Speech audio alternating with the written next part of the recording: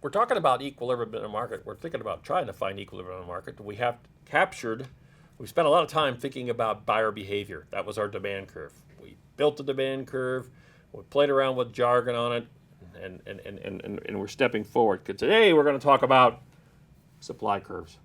The definition of supply is how much will firms be willing to sell at different possible prices. The supply curve is similar to our friend the demand curve, only it's a different functional form. So now we use H. Quantity supplied is some function H of price. And for this particular curve,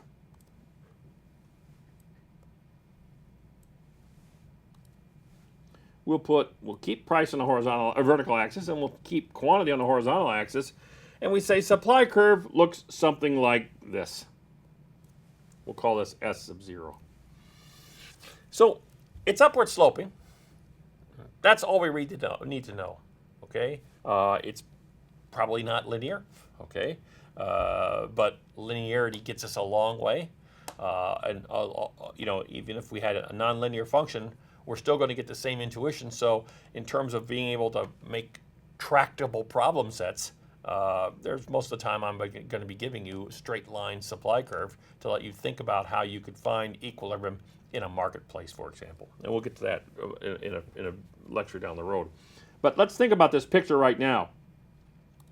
If price were to be P0, then consumers or firms would want to offer this amount. We'll call that Q0. And if you offer them higher money, they'll put more on the market. There's more out there. If the price is higher, they're going to put more on the market. Now, the intuition behind that, I hope, is enough to help you accept that the supply curve has an upward slope.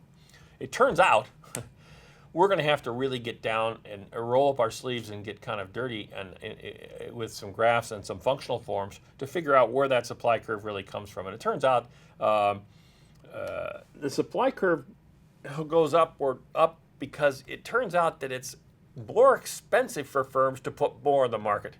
If they want more on the market, they've got to hire extra workers, okay? And hiring extra workers costs more money, okay, in all sorts of different ways. And so therefore, if you want them to bring out more output, that's up here, for example, you're going to have to offer them a higher price because it's more expensive to put more on the market. That's the fundamental intuition behind this supply curve, okay?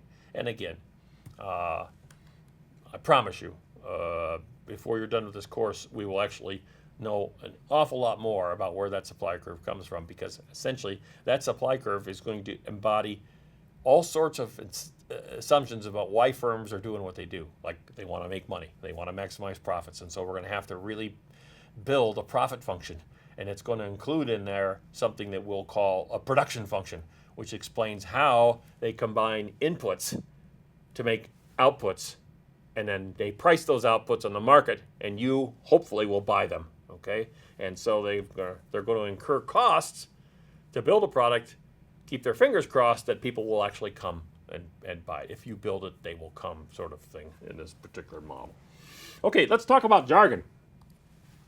In this particular case, we're doing the same thing that we did earlier with demand. We're going to use the phrase change in supply to refer to shifts in the whole supply curve. So when you hear the word that supply has increased, that means the whole supply curve has pushed out. That doesn't mean that you're on a static supply curve and it's just that people are going to offer more now because there's a higher price.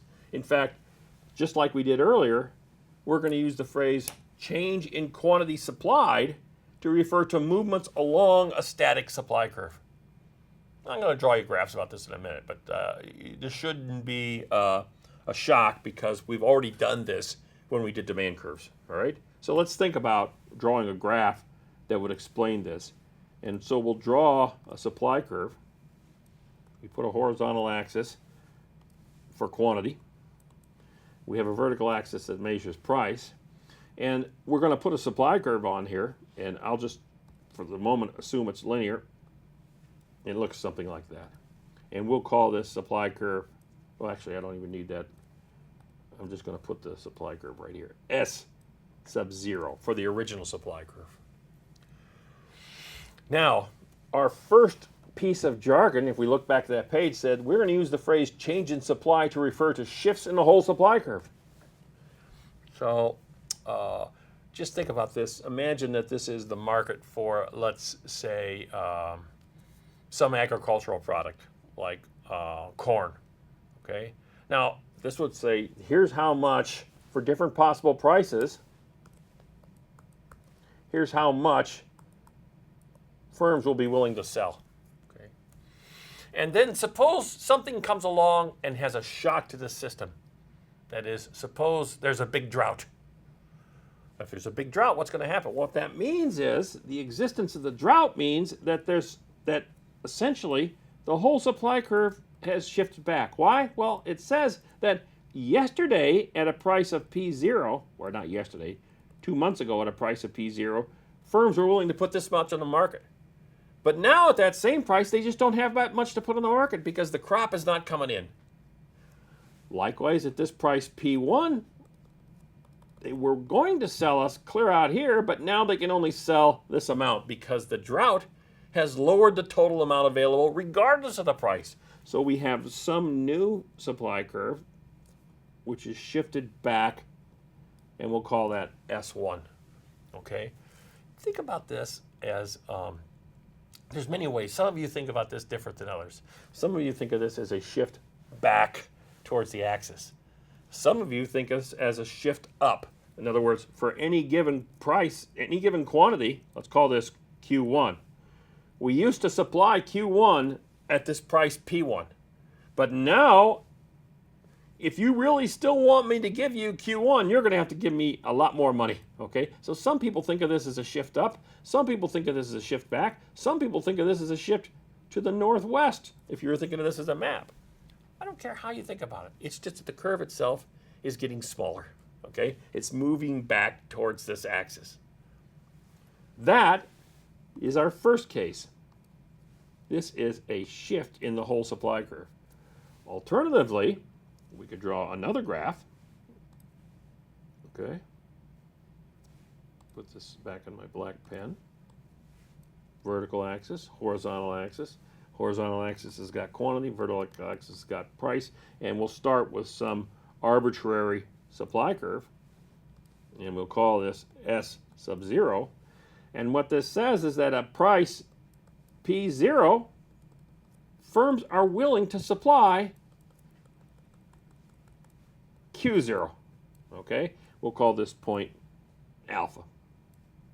Okay? Now suppose that for some reason, I don't know why, for some reason price of this product goes down. We're going to think lots of reasons why this might happen, but that's, remember, well, this course goes by in most course catalogs across this country. This course goes by the name of price theory.